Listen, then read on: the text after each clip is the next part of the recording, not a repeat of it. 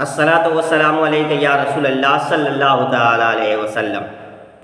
میلاد منانا سنت انبیاء کرام علیہم السلام، حضرت آدم علیہ السلام سے لے کر حضرت عیسیٰ علیہ السلام تک جتنے بھی نبی پیغمبر رسول تشریف لائے سب کے سب حضور صلی اللہ علیہ وسلم کا میلاد مناتے آئے اور اپنی امت کو حضور کی میلاد کی شہادتیں دیتے آئے اور میلاد شریف کی خوشیاں مناتے آئے۔ اب آئیے سب سے پہلے یہ سنیے کہ ہمارے جد امجد سیدنا آدم علیہ السلام نے حضور صلی اللہ علیہ وسلم کا میلاد شریف کیسے منایا۔ میلاد شریف اور آدم علیہ السلام احادیث شریفہ اور تفسیروں میں آتا ہے، جب حضرت سیدنا آدم علیہ السلام کی وصال پاک کا وقت قریب آیا تو آپ نے اپنے بیٹے حضرت سیدنا شیش علیہ السلام سے فرمایا کہ بیٹا اب میرے وصال کا وقت قریب آ گیا ہے، بیٹا میں تجھے ایک وصیت کرتا ہوں اور اس پر عمل ضرور کرنا، انشاءاللہ دین دنیا میں کامیاب رہو گے۔ حضرت شیش علیہ السلام نے عرض کی ابا فرمائیے، تو آپ کا ہر حکم میرے سر اور آنکھوں پر ہے، سر اور آنکھوں پر، میں آپ کی ہر وصیت پر عمل کروں گا۔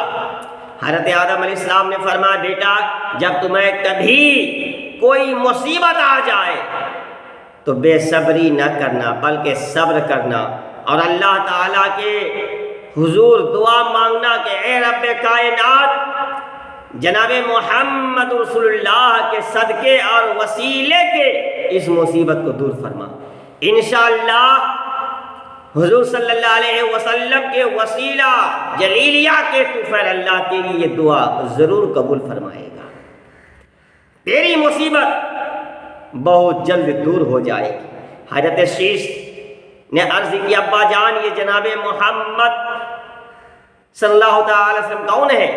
حضرت آدم نے فرمایا کہ بیٹا یہ محمد رسول اللہ صلی اللہ علیہ وسلم میری اولاد میں سے ہوں گے اور تقریباً میری وفات کے 6156 سال بعد مکہ میں پیدا ہوں گے اور ان کے فلا اوصاف ہوں گے۔ حضرت شیش نے عرض کی اے ابا جان آپ نے یہ کیسے پہچان لیا کہ جناب محمد صلی اللہ کا نام پاک ہر مشکل میں کام آتا ہے، اس نام کے طفیل خدا پاک ہر مصیبت کو دور فرما دیتا ہے؟ حضرت آدم علیہ السلام نے فرمایا کہ بیٹا یہ بات میں نے سنائی نہیں کہہ رہا ہوں بلکہ یہ بات میں نے تجربے کی بنا پر تمہیں کہہ رہا ہوں۔ حضرت شیش نے عرض کی ابا جان یہ تجربہ آپ نے کب اور کیسے کیا، ذرا مجھے بھی تو بتا دیجئے۔ حضرت آدم علیہ السلام نے فرمایا کہ بیٹے سننا چاہتے ہو تو لو سنو، اللہ تعالیٰ نے مجھے اور تمہاری امی حضرت حوا علیہ السلام کو جب جنت میں ٹھہرنے کا حکم دیا تھا تو اللہ تعالیٰ نے فرمایا کہ اے آدم اے حوا ساری جنت کے میوے کھانا، ساری جنت کی نعمتیں استعمال کرنا، ساری جنت کے پھل توڑ کر کھانا، ساری جنت کے پھل توڑ کر کھا لینا، لیکن اس درخت یعنی گندم یعنی گیہوں، انگور یا پھر زیتون کے پاس نہ جانا، گندم انگور یا زیتون کے پاس نہ جانا۔ ہم نے مولا کریم ٹھیک ہے ہم اسی طرح کریں گے۔ ہم نے کہا اے پروردگار ٹھیک ہے ہم اسی طرح کریں گے، لیکن پھر بیٹا ہم نے بھول کر وہی گندم کا پھل میں نے بھول کر وہی گندم کا پھل کھا لیا تو اللہ تعالیٰ نے ہم دونوں کو جنت کا لباس اتار کر تیری ماں کو جدہ میں اور مجھے ہندوستان کے پہاڑوں پر اتار دیا۔ بیٹا میں اللہ کے خوف سے اپنے گناہ پر نادم ہو کر 300 سال تک روتا رہا، معافی مانگتا رہا، توبہ کرتا رہا، مگر اللہ تعالیٰ کی طرف سے کوئی رحمت بھرا جواب نہ آیا، جواب نہ آیا کہ میری معافی کا اعلان نہ فرمایا۔ سیدنا آدم علیہ السلام 300 سال تک اس قدر روئے جس کی مثال دنیا میں ڈھونڈنے سے نہیں ملتی۔ حالانکہ آپ نے گندم کا پھل جان بوجھ کر نہیں کھایا تھا، بلکہ بھول کر سہون یہ کھا لیا تھا، لیکن اس کے باوجود حضرت آدم علیہ السلام اتنا روئے کہ رونے کی حد کر دی۔ لیکن ہم لوگ جو دن رات صبح و شام 24 گھنٹے اللہ کی نافرمانی میں لگے رہتے ہیں، کبھی ہم بھی اللہ کی بارگاہ میں اپنے گناہوں کو یاد کر کے روئے ہیں؟ نہیں، ہرگز نہیں، بلکہ گناہ کر کے ہم رونے کے بجائے قہقہا لگاتے ہیں، ہنستے ہیں، مسکراتے ہیں۔ اگر کوئی اللہ کا بندہ ہمیں سمجھائے میاں خوف خدا کرو، اپنے گناہوں کو یاد کر کے اللہ کی بارگاہ میں رو، توبہ کرو، نماز پڑھو، برائی کو چھوڑ دو، اللہ کے حضور اپنی گردن جھکا دو، تو پتہ ہم اس اللہ والے بندے کو کیا جواب دیتے ہیں؟ چل پڑے ہٹ، بڑا آیا ملا مولوی ہمیں سمجھانے، توبہ کریں گے، ہم اپنے لیے نماز پڑھنی ہے، ہم نے اپنے لیے، تو کون ہوتا ہے ہمیں سمجھانے والا؟ اللہ کا نہیں، افسوس ایسے نام نہاد مسلمان پر جو اس قسم کے جواب دیتے ہیں۔ اللہ ہم سب کو اپنی کما حق بندگی کرنے کی توفیق عطا فرمائے۔ دیکھو بھائیو، ہمارے جد امجد سیدنا آدم علیہ السلام نے ایک بھول کر اللہ کی خطا کی، رونے کی حد کر دی۔ انہوں نے اپنی گناہ گار اولاد کو سبق دیا کہ اے میرے فرزند، میری طرف دیکھو، عبرت حاصل کرو۔ جب میری ایک غلطی پر اللہ تعالی کی طرف 300 سال تک میری بخشش کا اعلان نہیں فرمایا، میری آواز کا کوئی جواب نہ دیا، میرے رونے پہ کوئی توجہ نہ فرمائی، تو خود تم سوچو، تم تو دن رات ہر وقت گناہ کرتے رہتے ہو، تمہارا کیا بنے گا؟ تم قیامت کو اللہ کو کیا جواب دے سکو گے؟ اللہ تعالیٰ کے بارگاہ میں کون سا منہ لے کر جاؤ گے؟ کیسے حساب دو گے؟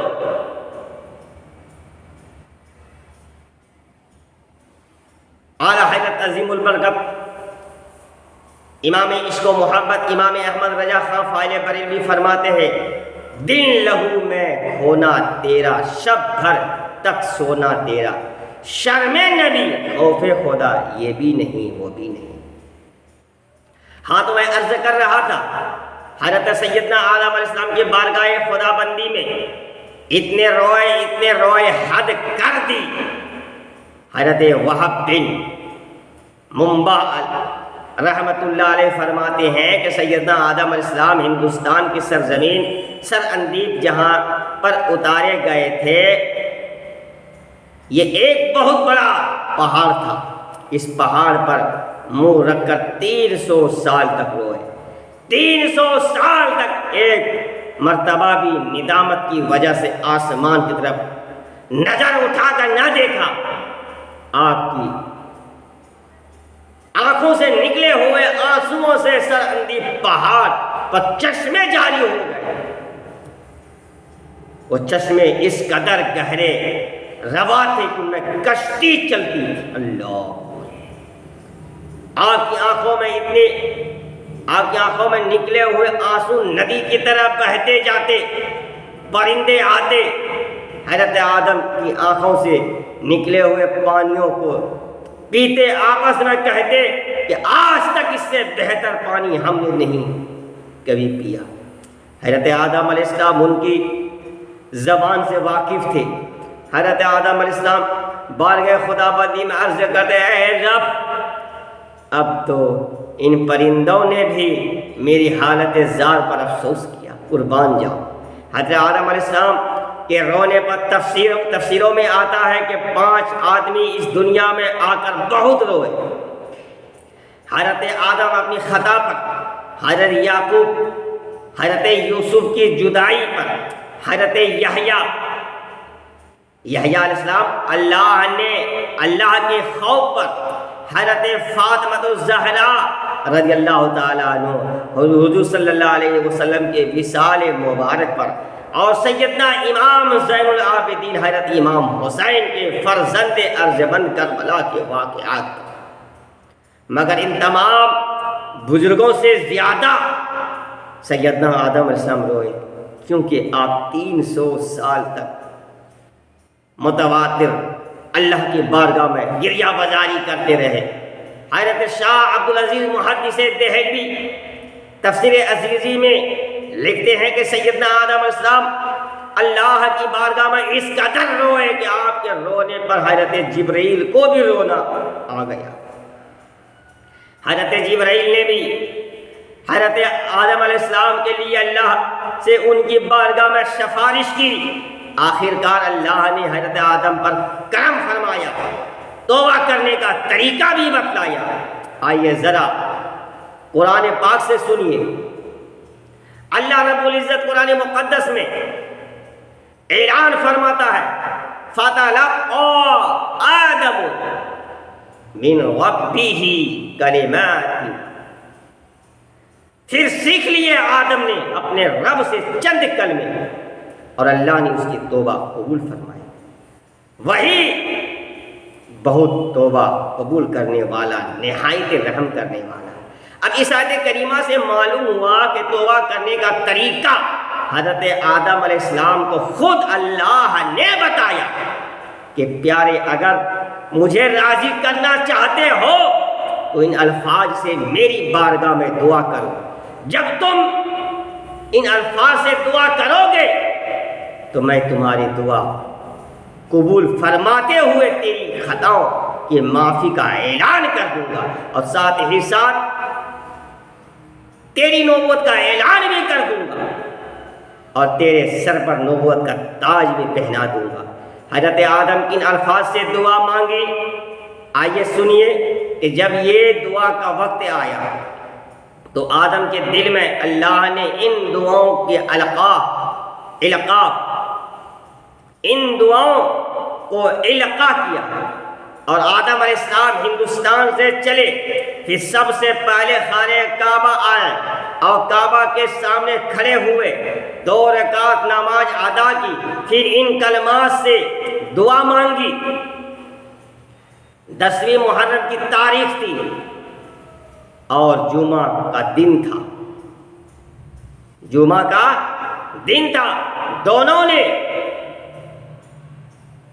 یعنی حضرت آدم حضرت حوا نے عرض کی، اے ہمارے پروردگار، ہم نے ظلم کیا اپنی جانوں پر، اگر نہ بخشا تو ہمارے لیے رحم فرما ہم پر، ہم یقیناً ہر نقصان اٹھانے والوں میں سے ہوں گے۔ یہ دعا کرنے کے بعد پھر یہ کلمات اللہ کی بارگاہ میں پیش کیے گئے، ان الفاظ سے دعا مانگی، اللہم انی اسألک بجاہ محمد صلی اللہ تعالیٰ علیہ وسلم، اے رب کائنات، میں تجھ سے تیرے بندے خاص جناب محمد رسول اللہ کی عزت اور مرتبے کے طفیل اور اس کی بزرگی کے صدقے جو انہیں تیرے دربار میں حاصل ہے، مغفرت چاہتا ہوں۔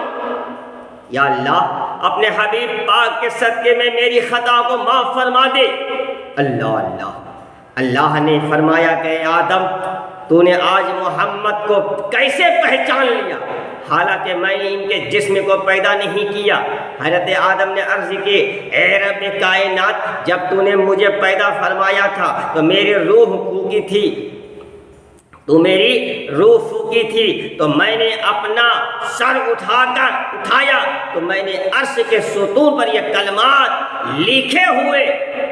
لکھے ہوئے دیکھے تھے۔ وہ کون تھے؟ لا الہ الا اللہ محمد رسول اللہ۔